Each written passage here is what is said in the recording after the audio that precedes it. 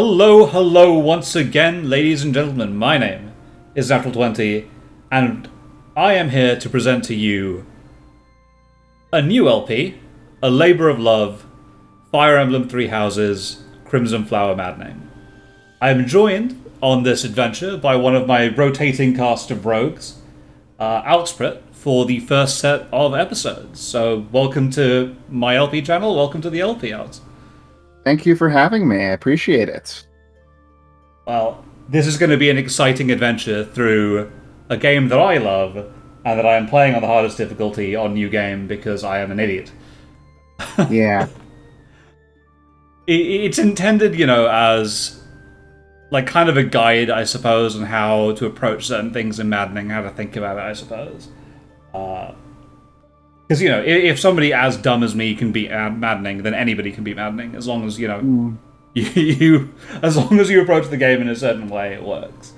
I don't know much about Maddening. I mean, I know the basics, but I never play hard modes on Fire Emblem games. I'm always normal casual every single time if I can help it, so this should be interesting. Yeah, it'll be fun to talk through, a bit about the map changes, a bit about, the approach changes, all that kind of stuff. Now, for those of you who are joining us and are completely new to Fire Emblem, there is an LP that was done as a screenshot LP by a person called Rhea on the Something Awful forums. And this is a brilliant LP. I would thoroughly recommend that you go through it. But unfortunately it ended before it got to Crimson Flower, or at least it ended before it managed to hit the time skip, basically. And I thought it would be fun to try and finish it off. But, this is going to be a very, very different style of LP. It's not a screenshot LP, it's a video LP. So forgive me for that, but hopefully it'll still be a fun way of looking at the game. So yeah, we're starting on the title screen. I have the magical super title screen that you get for beating it on New Game Maddening already. Oh, yeah. You get to see Sothis sleeping on the throne, which is very nice. Those who crave a challenge. Yeah. So I think Maddening on this game it's about where it is Lunatic is on Awakening, I think. But it's much, much easier than what happens in Fates, for example, because Fates is ridiculous. Oh, yeah. I kept in all the videos because I think they rule, if I'm honest. Fine by me. So future episodes will be more aggressively cut than this, but for the moment, I figure we get to see some soldiers having a battle, and this guy just gets owned. Where all the budget went.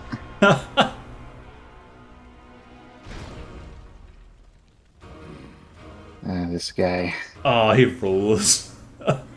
Just with the music alone. Oh yeah, that song is incredible. So what's interesting is all the little points going off. So I assume this is all the 10 elites firing all their relics at the same time, but I couldn't be sure. Makes sense. Yeah. Sarah's just like, yeah, you don't matter. I love how they present her in this cutscene at the beginning. It's a huge, huge shame that you don't get to play as her in this game. Yeah, well, maybe in the future. I don't know. There's the possibility that we'll get some sort of sequel to this. Yeah, that would be really cool. I just think that Silver Snow really, really should have had her available. It would have made that route so much more unique and cool. Yeah, it would have. Even if it was only for the last little bit. Yeah, even if it was only the last bit. But I figure she could just be your lord. They can contrive a reason to not have her be in Position of helplessness. Yeah, exactly, right? Mm.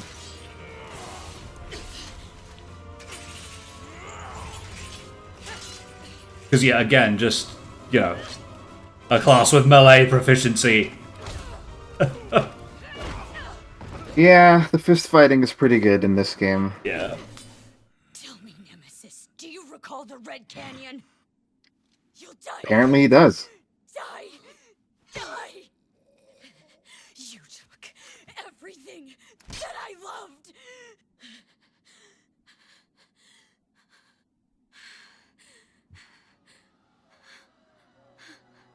Oh yeah, this is great. The thing is, it's kind of like on its own, you know? It sets up the game to an extent, but it doesn't really come back unless you play certain routes. It's a good, cinematic. They just had that there. Have to squeeze it in. And yes, I don't think I aggressively cut anything right now, no. Because we have the fun of our friend Sothis on her throne. Sothis is great. Yeah. I love what they did with the design. So usually I'm not a huge fan of like the kid dragons in Fire Emblem, but... Oh my. What could have brought you here? But I think they did a great job with her, actually. She feels really... she's mature.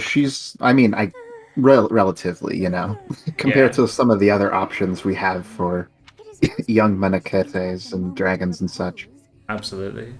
She's got a good vocabulary, Now come to me.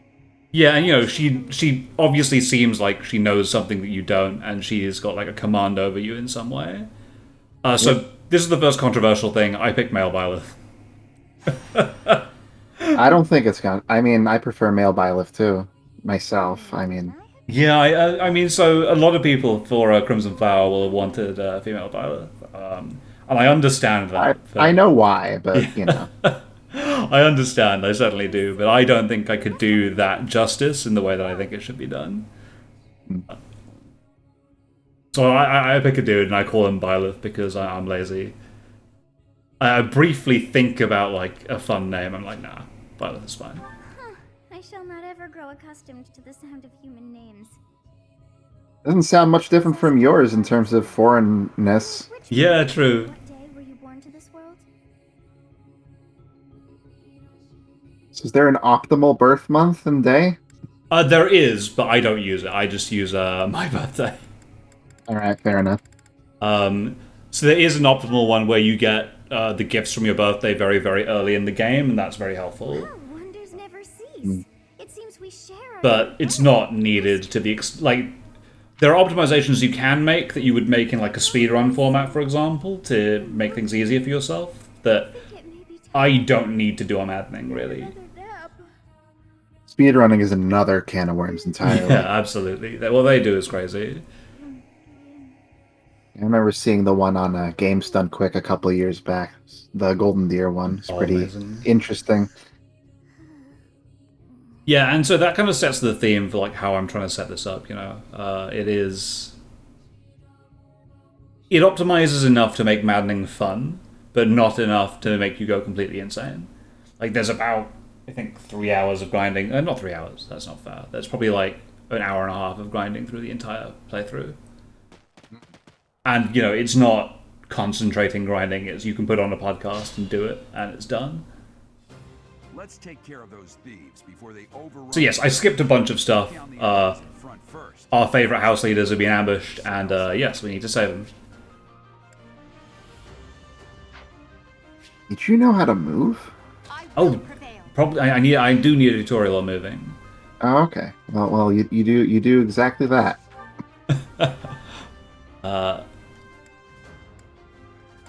So here's me trying to figure out if I can get Edelgard to get a kill on that, and the answer is no.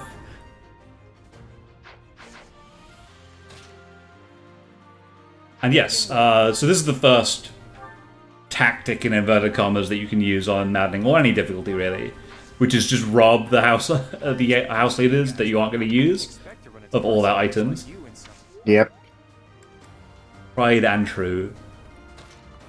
And honestly, it's a pretty cheesy, it's a pretty good advantage to have. Yeah, I don't think I thought about it the first time I played, but It really helps on maddening, mainly because these guys are running around with each of these guys is running around with a vulnerary, and they're super handy to have. I'll talk about that a little bit later when we get the class mock battle. All right. Because there's a whole bunch of stuff. Fortunately, Edelgard has terrible accuracy. Yeah, that's axes. It's axes, but it's also a product of maddening, because everyone's dexterity is higher. Hits are a lot more unreliable, basically. And it's why stuff like pair-up bonuses are so important. Thank you. Please, lend us your strength. Let's work together to drive. I don't give Work Dimitri together that to drive. something. Cars. Yeah. I don't give him time to speak to Advance while protecting ourselves from the enemy. Take up position inside the forest.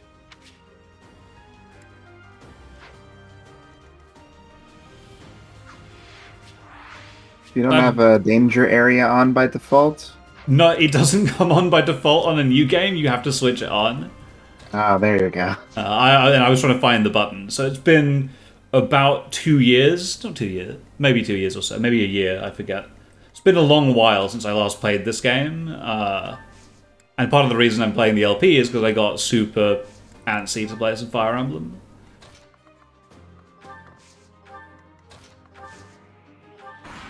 Because I'm a Philistine, I don't play any of the older games. Oh, yeah. I mean, I just played Awakening for the first time not too long ago, so... I love Awakening. Get a bit of a balance there. Yeah. Yes. Like, no, I love me some Awakening, but again, that's one I want to LP at some point, and I want to do an Iron Man run, because it'll be very funny.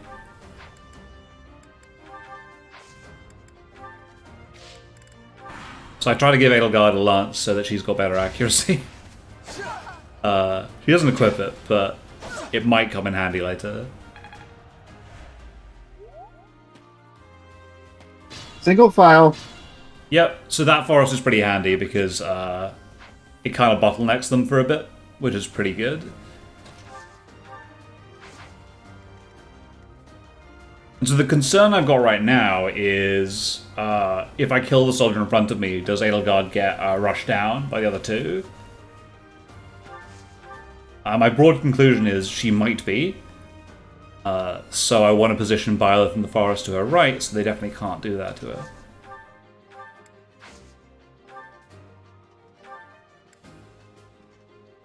Well, it's not that much better. It's no, unfortunately not.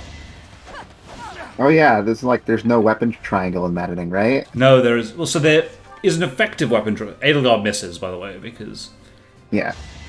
I can't have nice things. But As expected. there's no weapon Oh, wait, triangle there's no in weapon Map- triangle in 3 houses in general, Yeah, right? there's no weapon triangle in 3 houses. But in maddening mode, most enemies with swords, lances, or axes will come with the weapon triangle breaker, if that makes sense. Yeah, that does make sense. Attack when an ally. Yes, so linked attacks are very, very important in this version. Because otherwise Edelgard there would only have, what, a 63% chance to hit? Unfortunately, that doesn't matter because she misses again.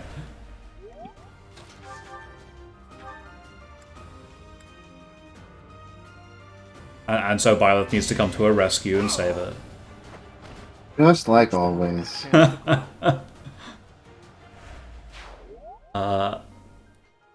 And so here, I'm in a bit of a conundrum because I don't want Edelgard to get hit.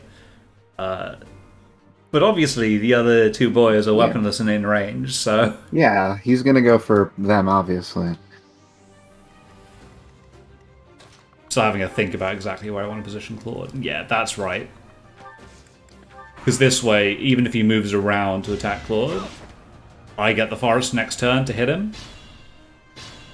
Which is pretty helpful. I am.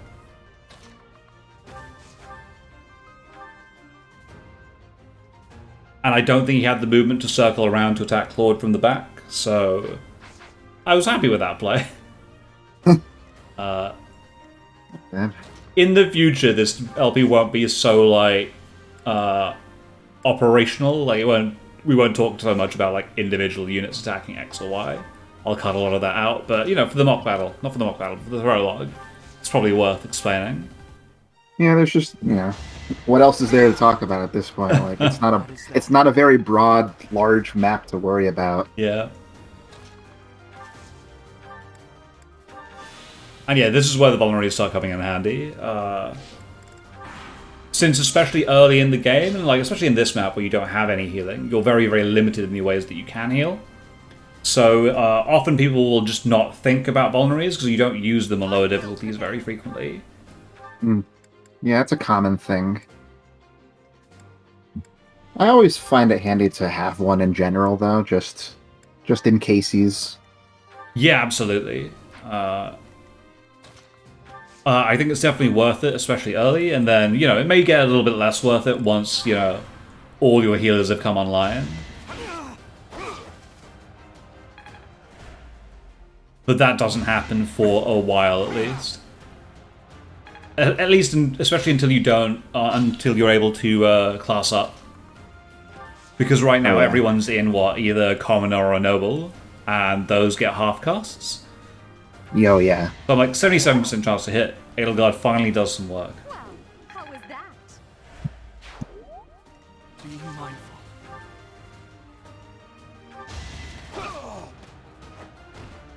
You fought well.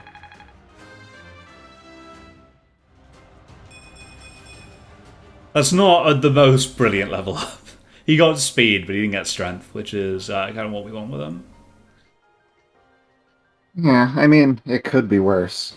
Oh yeah, it could definitely go worse, but yeah, as a rule, like, people want speed and whatever their attacking stat is, and that's what you're looking for 99% of the time. Yeah. I don't know. I tend to be nicer to bad level ups than other people, I think. They don't bother me too much. Like, this game gives you a lot of resources to fix characters that have had bad level ups. Especially with the system where if you promote, you can get baseline stats from promoting. Right. So Brigand ends up being a huge thing because it'll fix strength very early in the game for most people.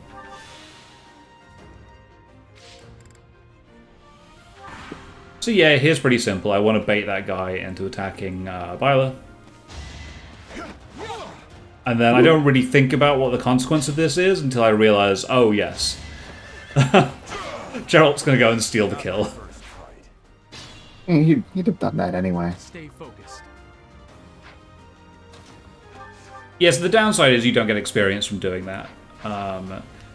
It's not hugely important. You just want to make sure that Geralt doesn't kill the boss.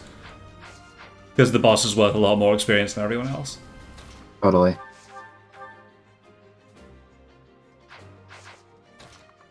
So I'm thinking a lot about how you handle this. So again, we've got the problem of if a unit is killed on the enemy phase, does Kostas come in and just beat the hell out of whoever's remaining? And so my conclusion is, if I shoot this guy with Edelgard and then stab him with Byleth, Byleth will still have enough HP to tank whatever Kostas does. Downside is Edelgard's not getting experience from doing that, but what can you do? You with the blank stare! Out of my way!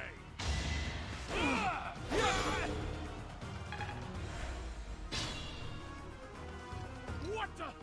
Aren't you Geralt the Bladebreaker? What's a renowned mercenary like you doing here? I'm the one who should be complaining. I'm caught up in the mess you started. Yeah, and a happy little side effect of doing this is that I get all the dialogue from this boss. I totally forgot that that's what he sounded like. Yeah. And now Edelgard just needs to hit on an 82% chance. I'm gonna kill you where you stand. And of course, Nope. this is, you know, I'm not saying this is an augury for how the LP is going to go, but equally, I'm not pleased with Edelgard right now.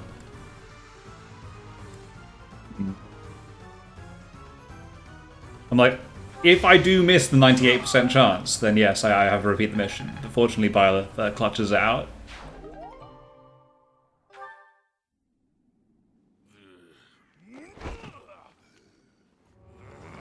I love the kip up.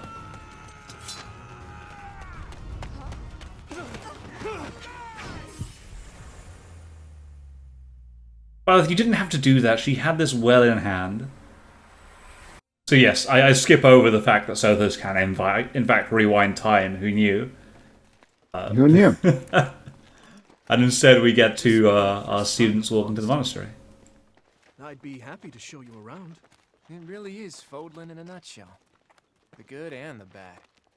Like it or not, we'll be there soon enough. There's bad things in Fodlan? No.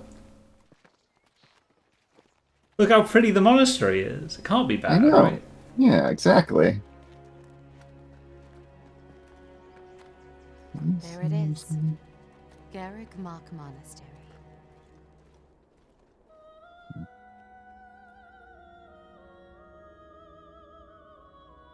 And yeah, again, I think with these like scenes at the beginning, they do such a great job of setting up like the monastery and its people.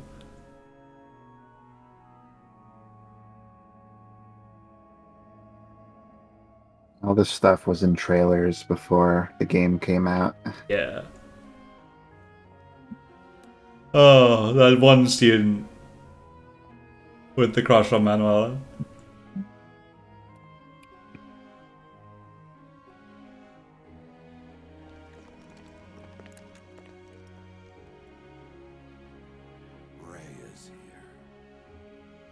Geralt sounding enthusiastic about meeting Rhea again, sorry.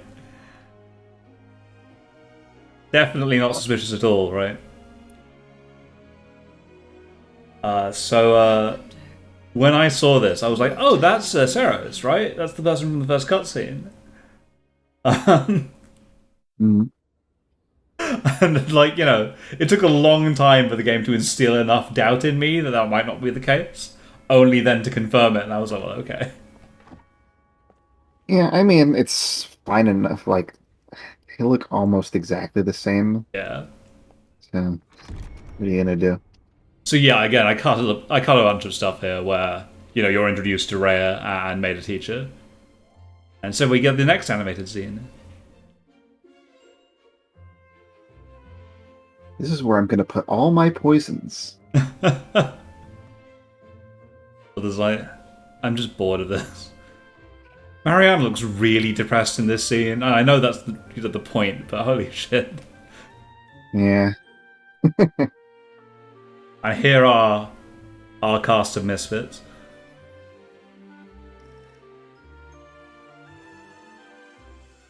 The secret truth is I'm not going to use most of them. Ah, cool, cool. Yes, and the Switch briefly decides that I'm not pushing any buttons. Burn off, burn in reduction. I gotta tell this to everybody. Also, this is totally not fair. The Blue Lions get easily the best introduction for their characters. Yeah, I wanted to go with Golden Deer from the beginning, but when I like talked to all the people for the first time and I plucked all the Blue Lions, I thought to myself, "Oh man, these guys are pretty cool." Yeah, too, you know? Yeah. Definitely appealing. So yeah, just a couple of like concessions that I'm making. So I have beaten the DLC, and I will be using DLC characters, and I will be using the DLC rewards because you can use them as part of New Game, and there is nothing wrong with that, and you still get the super maddening thing if you do. Fair enough. Now, it would have helped for me to realize that I could equip the Chalice of Beginnings before the next match, before the next battle. Oh. I forgot about that, and that made that battle a lot harder than it necessarily could have been. Only imagine. Guess we'll see. That's it, telling us not to get with the students, and to be fair, we don't until 5 years later. Oh.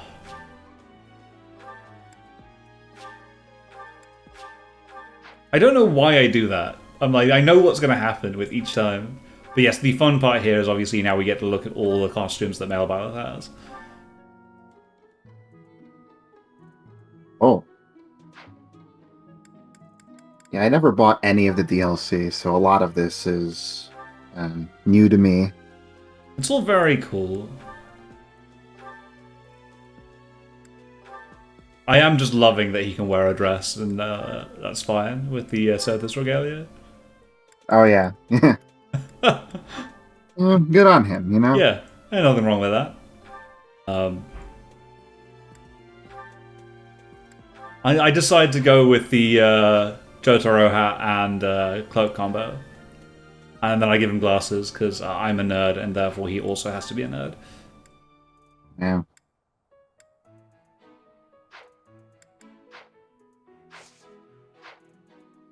Yes, and then, you know, you get the usual day around the monastery where you get introduced to a lot of activities. I decided to include the fishing, though. Should the opportunity arise, Lane's one of my favorites. begin my studies in earnest. The monastery. Unfortunately, on this route, we don't get her, which is very Yeah. sad. Might you help me with a favor?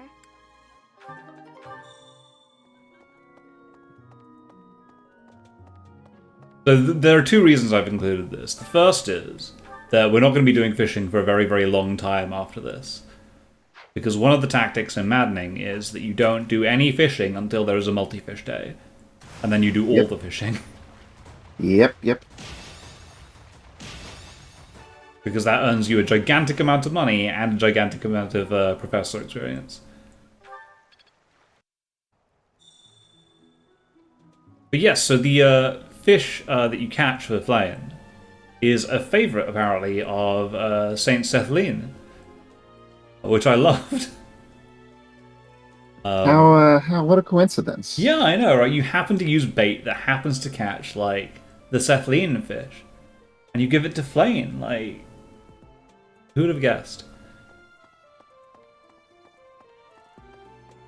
Yeah, that pause was me briefly going, hey, did I read that right? You have helped me so much. I'm sure Saint Sethlin would be very satisfied by the fish. Would be.